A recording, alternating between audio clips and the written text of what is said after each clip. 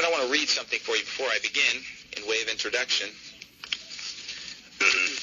Let me read this for you. This is called The Stranger. And this is actually kind of a poem of sorts, but it's also a true story. Let me read this for you. It's called The Stranger.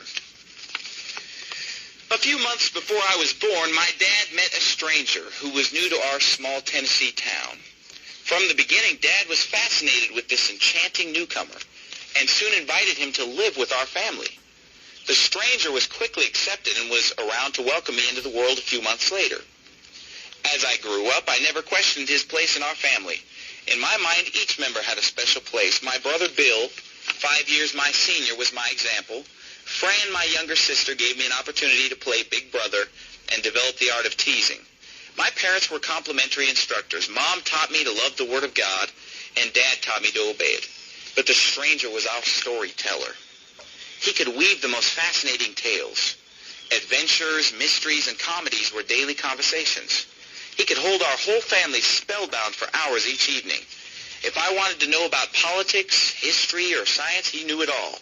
He knew about the past, understood the present, and seemingly could predict the future. The pictures he could draw were so lifelike that I would often laugh or cry as I watched. He was like a friend to the whole family. He took Dad, Bill, and me to our first Major League Baseball game. He was always encouraging us to see the movies, and he even made arrangements to introduce us to several movie stars.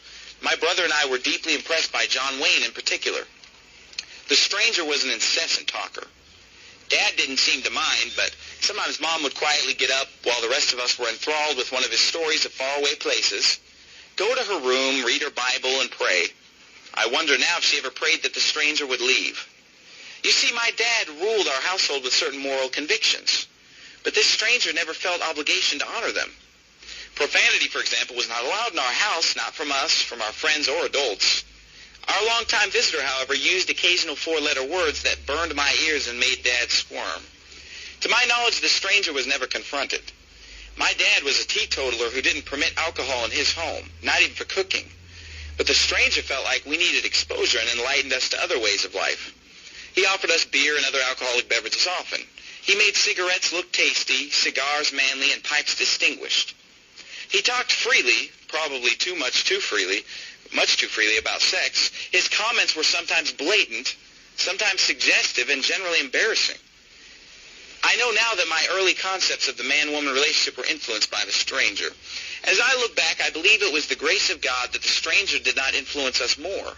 Time after time, he opposed the values of my parents, yet he was seldom rebuked and never asked to leave.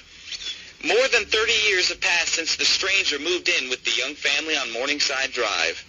He's not nearly so intriguing to my dad as he was in those early years, but if I were to walk into my parents' den today, you would still see him sitting over in a corner, waiting for someone to listen to him talk and watch him draw his pictures. Oh, his name? Well, we just always called him the Television. That's pretty good, huh? How many of you did not know what it was about until the very end? The first time I heard that, I had no clue until just that last phrase, and I was just taken aback. But I want to talk to you today about the television.